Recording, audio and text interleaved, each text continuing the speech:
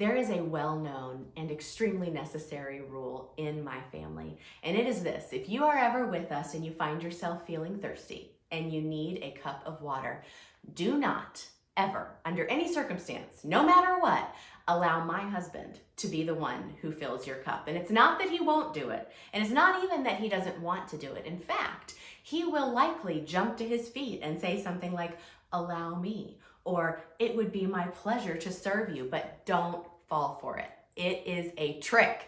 And here is why. If you allow my husband to get you a drink, you are going to end up with a cup that looks like this, filled all the way to the very top.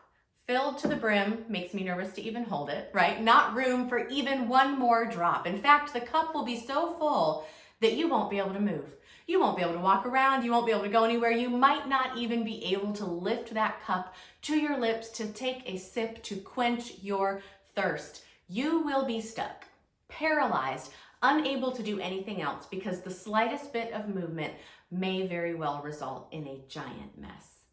And I think sometimes our lives get a little bit like that, don't they? We fill our schedules to the brim, leaving little, if any, room for any activities that weren't planned ahead of time.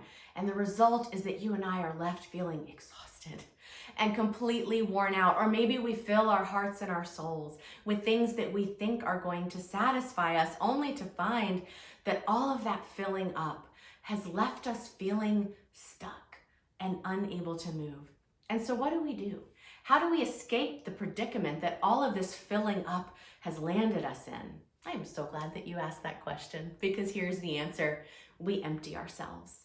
My name is Baylor, and I am thrilled and honored and so excited to walk with you for these next 7 weeks as we explore the different ways that we can empty ourselves of ourselves, right? And we can empty ourselves of ourselves so that we can be filled with the hope that Jesus brings. Each week throughout the course of this study for this whole Lenten season, you and I are going to come together to take a look at the different aspects and areas of our lives that could maybe use a little emptying.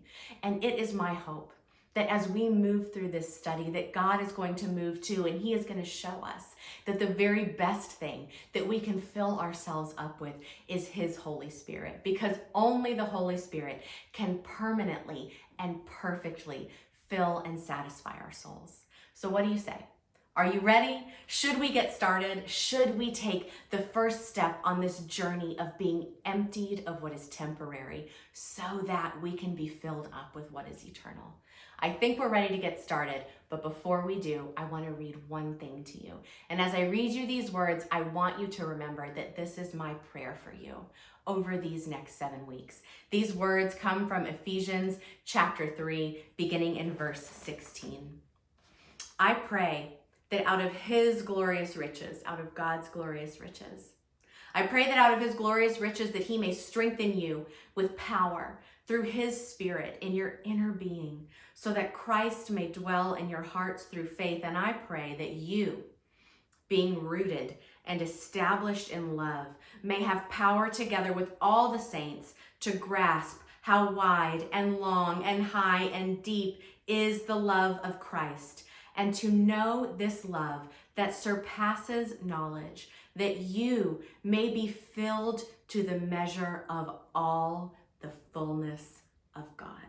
Such beautiful words. And I want you to know that they are aimed at you, that I am praying that God will strengthen you, that Christ will dwell in your heart through faith, that God will give you fresh eyes to see the depth and the breadth of his love for you, and that you will be filled beyond measure with the fullness of God.